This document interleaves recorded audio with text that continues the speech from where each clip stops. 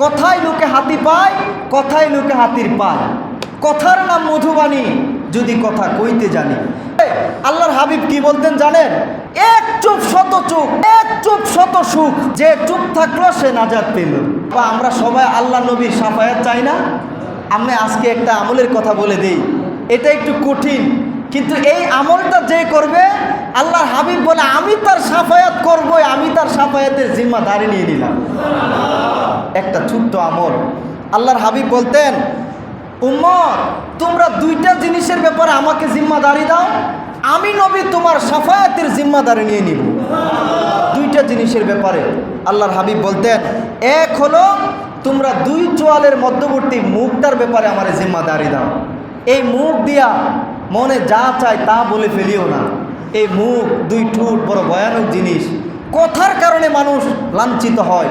কথায় লোকে হাতি পায়, কথায় লোকে হাতির পায়। কথার নাম মধুবাণী, যদি কথা কইতে জানি। আপনি মধুর করে একটা কথা বললে আপনার মা বাপ খুশি হয়ে যায়। আপনি যখন আঘাত দিয়ে কথা বলেন, অনেক কষ্ট পায়, অনেক কষ্ট পায়। আমার সন্তানটারে আমি জন্ম দিলাম, জন্ম দিতে গিয়ে আমার সুন্দর চেহারা শেষ, আমার কত স্বপ্ন শেষ, আমার এই রূপ লাবণ্য সব শেষ। একটা মৃত্যুর কষ্ট সহ্য করে আমি জন্ম দিলাম, আমার ছেলে আজকে আমার আঘাত দিয়ে কথা বলে। বাপ মা কষ্ট পায় না? আল্লাহ আমাকে সবাইকে বাপ মারে কষ্ট না দিয়ে কথা বলার মতো তৌফিক দাও। আব্বা আম্মা যাদের আছে খেদমত করার তৌফিক দাও। মুখটারে হেফাজত করার তৌফিক দাও।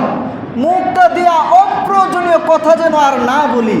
মুখটা দিয়া গীবত, অপরের সমালোচনা, অযথা আরেকজনের নামে শেকায়েত, বিভিন্ন ধরনের সমালোচনা, গীবত, মিথ্যা, আজাইরা আলাপ, একজনের বদনাম এখান থেকে এখানে, ওইখান থেকে ওখানে, যতটুক হয়েছে তিলকে তাল বানায় আরও বানায় ওখানে গিয়ে লাগাইতেছি। এই মুখের কারণে পরে নিজেই লজ্জিত হইতেছে, আয় হায় রে, আমি এই কথাটা না বলতাম তাইলে আজকে বিপদে পড়তাম না। মুখের কারণে কিন্তু বিপদ বেশি। কথা বলেন ঠিক কিনা?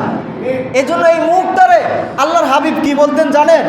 মান সমাতা না যা, মান সাকাতা না যা। এক চুপ শত চুপ, এক চুপ শত সুখ, যে চুপ থাকলো সে নাজাত পেল, যে চুপ থাকলো সে মুক্তি পেল।